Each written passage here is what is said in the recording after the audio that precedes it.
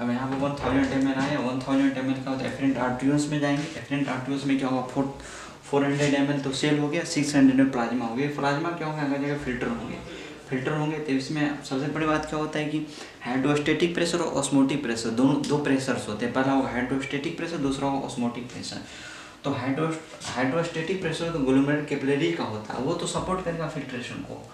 और जो osmotic pressure जो ग्लोमेरुलर कैपिलरीज हैं, ऑस्मोटिक प्रेशर सोल्यूट्स के कारण, बहुत सारे सोल्यूट जो आते हैं, केमिकल्स कंपाउंड सोल्यूट जो आएंगे वो ऑस्मोटिक प्रेशर जनरेट करेंगे। और ऑस्मोटिक प्रेशर क्या करेगा, ये फिल्ट्रेशन का अपोज करेगा। और उसी तरह बोमेन स्पेस का, जब बोमेन कैप्सूल के अंदर जो बहुत सारे स्पेस है, ये बोमेन स्पेस है, इसके अंदर तो आप क्या बोल सकते हो, ऑस्मोटिक प्रेशर और बोमेन स्पेस का 0 होगा, क्योंकि अभी तो सॉल्यूट फिल्टर नहीं हो पा रहा है, तो स्पेस 0 मान लेते हैं। लेकिन हाइड्रोस्टेटिक प्रेशर और बोमेन कैप्सूल, बोमेन स्पेस, इसका क्या होता है, इसका होता है 10 होता है, इसका 10 mmHg होगा। इसका आपको वैल्यू में लिख देता हूँ, ये होता है 50, ये है mmHg, ठीक, ये है 30 mmHg, ये है बोमेन स्पेस, ये है 10 mmHg, ये आपका इतना है। इतने सारे प्रेशर हैं। हम ग्लोमेरुलर कैपिलरी में हाइड्रोस्टेटिक प्रेशर 50 mmHg होगा, मिलीमीटर Hg होगा। Osmotic pressure glomerular capillary case में 30 mmHg होगा। और हाइड्रोस्टेटिक प्रेशर बोमेन स्पेस में 10 mmHg होगा। और ऑस्मोटिक प्रेशर बोमेन स्पेस में होगा ही नहीं, ठीक।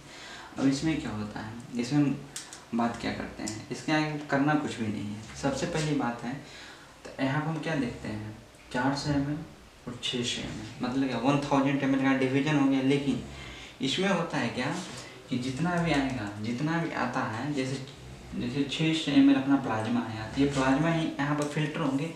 ये 600 ml प्लाज्मा में से 480 ml 600 मिलीमीटर प्लाज्मा जो आएंगे, उससे 480 ml प्लाज्मा डिफरेंट आर्टरियोस में चला जाएगा। मतलब 120 ml का जो है ना पर मिनट फिल्ट्रेशन होगा। मतलब 120 ml यहाँ पर जो होता है 120 ml, मतलब हम बोल सकते हैं कि नेफ्रॉन जो होता है ना 120 ml पर मिनट के रेट से क्या होगा, इसका फिल्ट्रेशन करेगा। अब इसमें क्या होता है, अब नेट फिल्ट्रेशन प्रेशर जो होते हैं, इसमें क्या होता है, फोर्स, इसमें बात करते हैं forces favouring filtration, forces favouring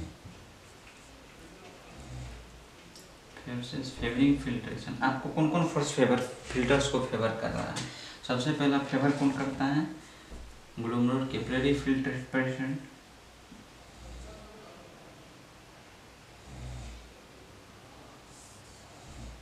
ठीक, बोमेन स्पेस। मतलब आप अगर बोले कि कौन कौन सा प्रेशर मतलब force favouring the filtration pressure, सबसे पहले तो क्या होगा, हाइड्रोस्टेटिक प्रेशर ग्लोमेरुलर कैपिलरी होगा। दूसरे ऑस्मोटिक प्रेशर बोमेन स्पेस का जो 0 होता है, ऑस्मोटिक प्रेशर दिए तो आप वो फेवर कर रहे हैं, फोर्स फेवर कर रहे हैं। आप इसका वैल्यू भी, इसका 50 हो गया और इसका 0 हो गया, ठीक।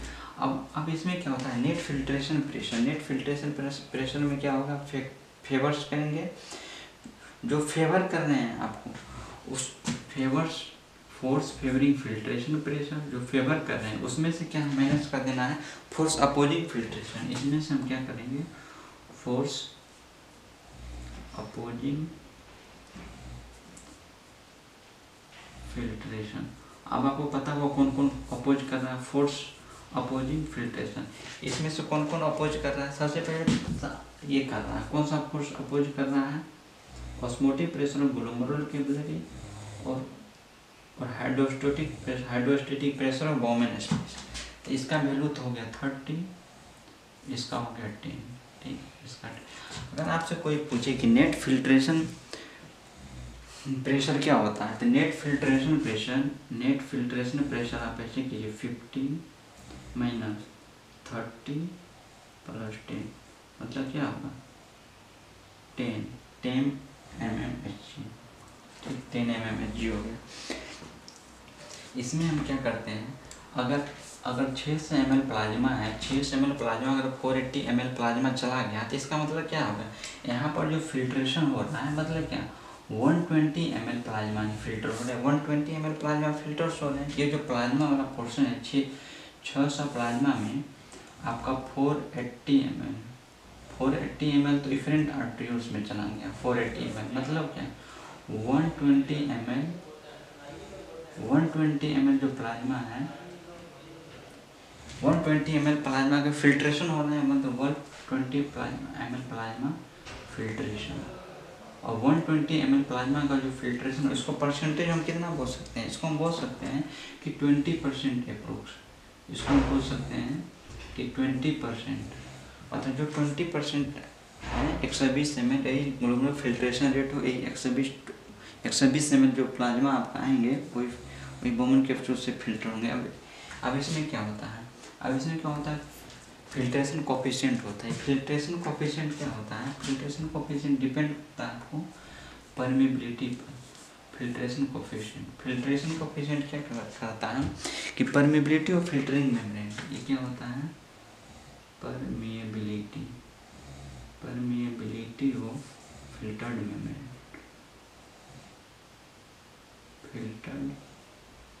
मेम्ब्रेन, परमेबिलिटी और फिल्टर्ड मेम्ब्रेन मतलब उसको क्या बोल सकते हैं, हाइड्रोलिक कंडक्टिविटी बोलते हैं। तो इसको हाइड्रोलिक कंडक्टिविटी इसको मतलब आपका जो फिल्ट्रेशन कोफिशिएंट होगा, फिल्ट्रेशन कोफिशिएंट दो में डिपेंड करें पर परमेबिलिटी और फिल्टरिंग मेम्ब्रेन, उसको एक तरह से बोल सकते हैं हाइड्रोलिक कंडक्टिविटी, और दूसरा क्या होता है दूसरा होता है total surface area of filtered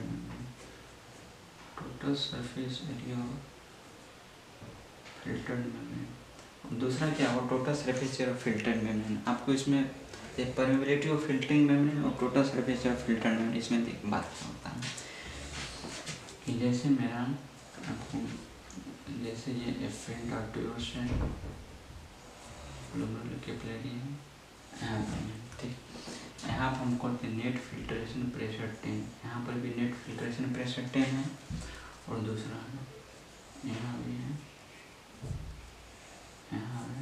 यहाँ भी नेट फिल्ट्रेशन प्रेशर 10 है। अब इसमें डिफरेंस हम बता रहे हैं कि किसमें हाइड्रोलिक कंडक्टिविटी, किसमें 80 परमेबिलिटी और फिल्टरिंग मेम्ब्रेन, जिसमें हाइड्रोलिक कंडक्टिविटी किसमें कम होगा किसमें ज़्यादा होगा, ठीक।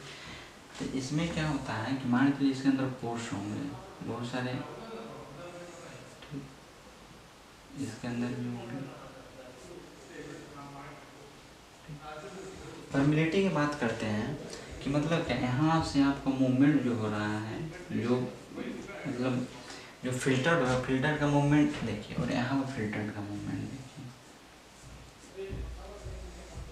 मतलब यहाँ पर एक जो आपको हाइड्रोलिक कंडक्टिविटी है दोनों में देखिए, दोनों में नेट फिल्टरिंग प्रेशर 10 है, इसमें भी 10 है, लेकिन इस पोर्शन में जो फिल्टर्स हो रहा है इसकी कंपेरिजन में ये क्या 2 टाइम्स मोर फिल्टर्स हो रहा है। मतलब क्या हम बोल सकते हैं कि अगर इसको 1 बोले इसको 2 बोले तो हाइड्रोलिक कंडक्टिविटी की बात बोले तो 2 इज ग्रेटर देन 1। ये हाइड्रोलिक कंडक्टिविटी में क्या होगा 2 इज ग्रेटर देन 1 हो गया, ठीक, हाइड्रोलिक कंडक्टिविटी। और दूसरा बात करते हैं परमेबिलिटी की बात हम कैसे करेंगे, परमेबिलिटी क्या है,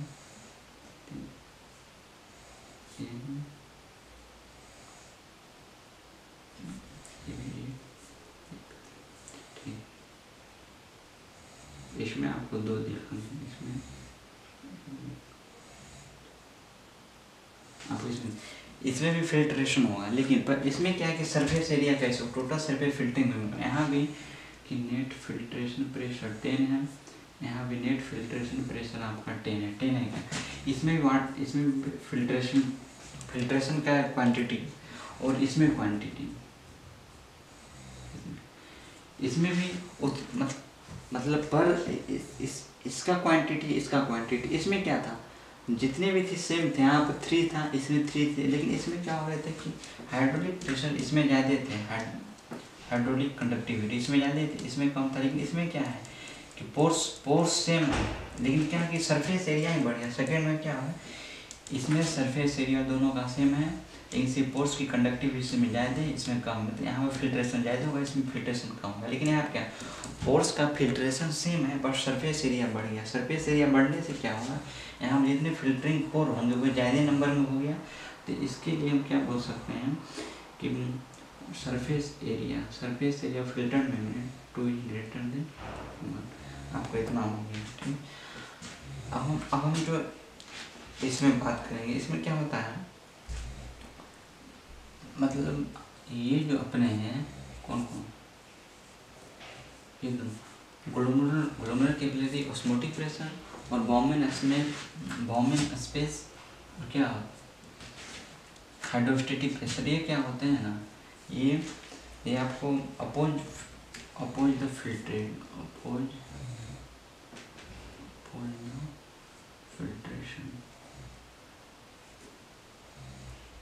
ये दोनों प्रेशर मतलब क्या कि ऑस्मोटिक प्रेशर ग्लोमेरुलर कैपिलरी और बॉम्बेन स्पेस का जो अपना हाइड्रोस्टेटिक प्रेशर हो गया, कि वो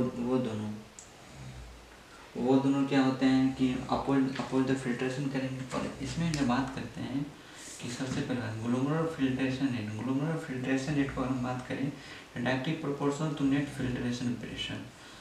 नेट फिल्ट्रेशन प्रेशर जितना होगा उसमें ग्लोमेरुलर फिल्ट्रेशन रेट उतनी ही ज़्यादा होगी। ठीक, और ग्लोमेरुलर फिल्ट्रेशन रेट एक पर डिपेंड और करेगा। ग्लोमेरुलर फिल्ट्रेशन डायरेक्ट प्रोपोर्शनल, तो यहाँ क्या होगा फिल्ट्रेशन कोफिशिएंट, मतलब ग्लोमेरुलर फिल्ट्रेशन जो हो रहा है रेट और नेट फिल्ट्रेशन प्रेशर पर डिपेंड करेगा, और कोफिशिएंट ऑफ फ्रिक्शन पर डिपेंड करेगा। मतलब फिल्ट्रेशन कोफिशिएंट पर, फिल्ट्रेशन कोफिशिएंट पर डिपेंड करेगा। तो हम क्या बोल सकते हैं